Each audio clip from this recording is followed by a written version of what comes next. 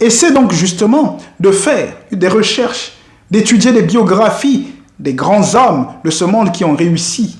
Tu vas remarquer que les plus grandes réussites, les plus grandes révolutions sont nées, ont été concrétisées à la suite de gros échecs.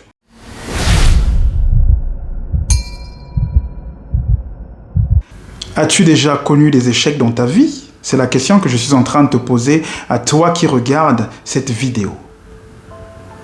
Parce qu'à moi, si tu me poses la même question, je te dirais que des échecs, j'en ai connu bon nombre de fois. Dans ma vie ou dans ma petite vie, dans ma petite existence, j'ai essuyé beaucoup d'échecs. Mais depuis 2-3 ans, quelque chose a fondamentalement changé en moi. C'est que je n'échoue plus.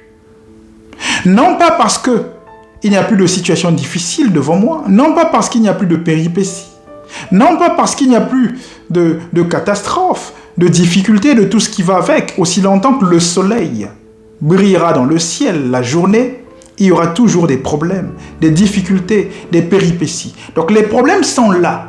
Mais ce qui a changé en moi, c'est ma perception du monde, c'est ma perception de la situation, c'est ma perception de ce à quoi je suis confronté.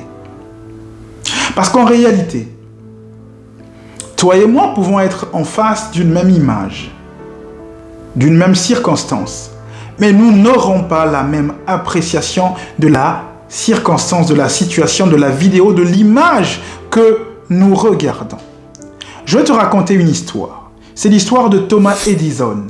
Thomas Edison, c'est le concepteur de l'ampoule électrique à incandescence. Pour la petite histoire, avant donc sa prouesse historique, les gens utilisaient des lampes, mais des lampes qui fonctionnaient à base du pétrole et du gaz, donc des lampes qui étaient dangereuses pour la santé. En 1879, Thomas Edison va donc créer l'ampoule à incandescence, c'est-à-dire que l'ampoule électrique que toi et moi utilisons aujourd'hui. C'était une prouesse historique, c'était une prouesse technologique, c'était la prouesse même du siècle. Et donc, quelques temps après, un journaliste s'est approché de lui. Le journaliste lui a dit: « Vous avez dû faire preuve de beaucoup de courage pour continuer à persévérer après plus de 10 000 échecs. » Mais la réponse de Thomas Edison était magistrale. La réponse de Thomas Edison est une leçon fondamentale à mon sens qui est censée être enseignée dans toutes les écoles du monde. Parce que voilà ce qu'il a dit. Il a dit que je n'ai pas échoué 10 000 fois. J'ai seulement trouvé 10 000 façons de faire qui ne fonctionnaient pas. Je n'ai pas échoué 10 000 fois. J'ai juste trouvé 10 000 solutions qui ne fonctionnaient pas. Est-ce que vous êtes en train de voir l'état d'esprit d'Edison?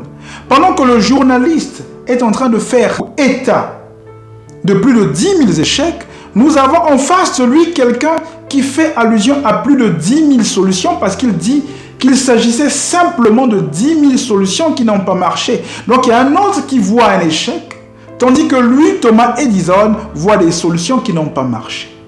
Dans le Colorado, il y avait un monsieur, c'est à l'époque de la ruée de l'or, un monsieur qu'on appelait Darby, qui s'est rendu dans le Colorado et qui a joué à un jeu.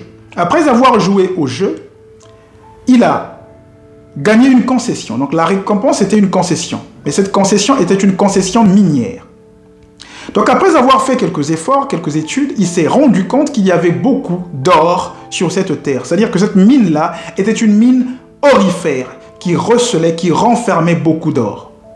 Il va donc retourner dans sa ville natale, consulter ses parents, ses amis, ses connaissances pour leur faire état de la découverte, mais surtout de son acquisition et surtout de leur dire qu'il y avait beaucoup d'or dans cette mine.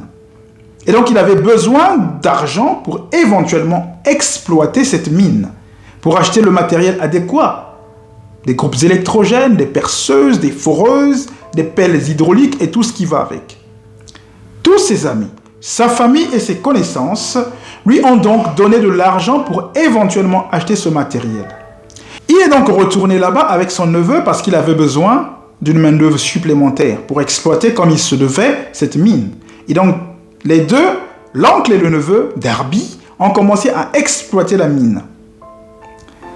La première prise était une prise extraordinaire parce qu'ils ont trouvé beaucoup d'or, qu'ils ont expédié dans une autre ville à travers des wagonnets en empruntant la voie maritime. C'était la joie, c'était la jubilation, c'était la satisfaction totale.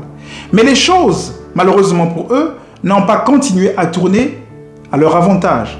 Parce que chaque fois qu'ils foraient, chaque fois qu'ils perçaient, chaque fois qu'ils avançaient, ils avaient comme l'impression que la quantité d'or initiale qu'ils avaient trouvée était la seule qui existait dans cette mine aurifère. Jusqu'au moment où l'oncle Darby a dit que cette opération, cet investissement est un échec. Il y avait donc un aventurier qui passait par là, à qui l'oncle Darby a décidé de vendre à la fois et la terre, c'est-à-dire que la mine aurifère, mais aussi le matériel qu'il avait acheté. Le nouvel acquéreur a donc engagé un géologue qui, après avoir effectué des recherches minutieuses, s'est rendu compte que cette mine contenait véritablement de l'or. Mais l'ironie du sort, c'est que ce géologue va expliquer à son patron que l'or se trouvait juste à quelques mètres de là où s'étaient arrêtés de forer les Darby. C'est-à-dire qu'il suffisait pour eux de creuser 3 à 4 mètres pour éventuellement trouver le filon. Et donc, ce que l'oncle considérait comme un échec n'était pas en réalité un échec. Il suffisait simplement qu'il persévère pendant quelques heures pour qu'il devienne aussi riche comme il se l'imaginait. Et donc, lorsque les Darby ont eu vent, ont eu connaissance de cette information, c'était l'hécatombe, c'était la catastrophe. Ils se sont rendus compte que la richesse leur était passée sous le nez. Et donc, le neveu Darby, qui s'est lancé dans des assurances, s'était finalement fixé un objectif, que jamais il ne devait capituler. Il s'est dit que le mot échec ne pouvait plus résonner dans son esprit, que le mot échec ne pouvait plus faire partie de son vocabulaire. Et donc, chaque fois qu'il était confronté à une difficulté, vous saviez ce qu'il disait? Il disait « J'ai capitulé devant l'or, mais je ne vais pas capituler devant un client qui refuse d'acheter mes assurances. » L'histoire dit que Darby a fait fortune, était devenu milliardaire dans les assurances, parce qu'il avait fini par comprendre quelque chose de fondamental, c'est qu'en réalité l'échec n'existe pas. L'échec n'existe pas, il n'existe que ce que nous avons décidé de voir. C'est Nelson Mandela qui a dit que je ne perds jamais, soit je gagne, soit j'apprends. Il n'y avait donc pas le mot échec dans le vocabulaire de Nelson Mandela. Donc, lorsque le commun de mortels est confronté à une situation qu'il qualifie d'échec, pour Nelson Mandela, c'est une occasion que l'univers lui donne pour apprendre.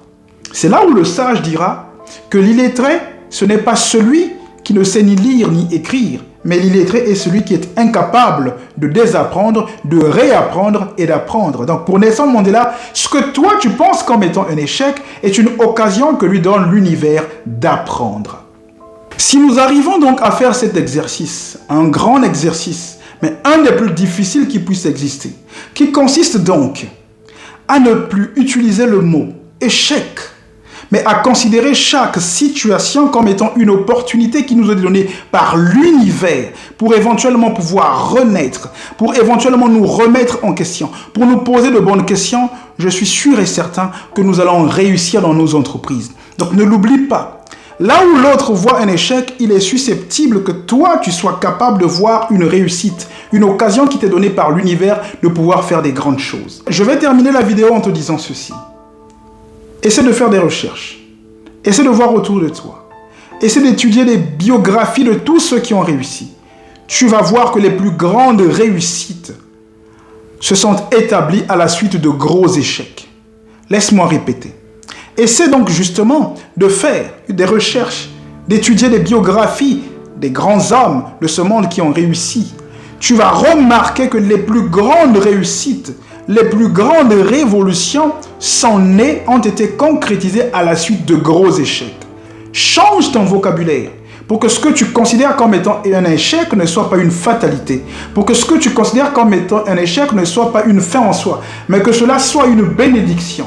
Considère cela comme une bénédiction, comme une grâce venue de l'univers qui te donne donc la possibilité de pouvoir renaître, de pouvoir changer les choses. J'espère pouvoir te parler encore, Mais si tu n'es pas encore abonné à cette chaîne, abonne-toi et active la cloche de notification. Si tu as aimé cette vidéo, like, parce que ton like va permettre à la vidéo justement d'être bien référencée. Rien n'est encore perdu. Tout est encore possible. Mais c'est maintenant qu'il faut agir. Demain sera trop tard. Agir, c'est sortir de sa zone de confort. Agir, c'est s'armer de courage et ne pas avoir peur d'affronter des situations difficiles. Agir, c'est être conscient qu'on ne fera pas toujours l'unanimité et c'est tant mieux. Parce qu'on est seul, on meurt seul. Agir, c'est de ne pas attendre les autres pour commencer. Thinking, struggle, resurrection.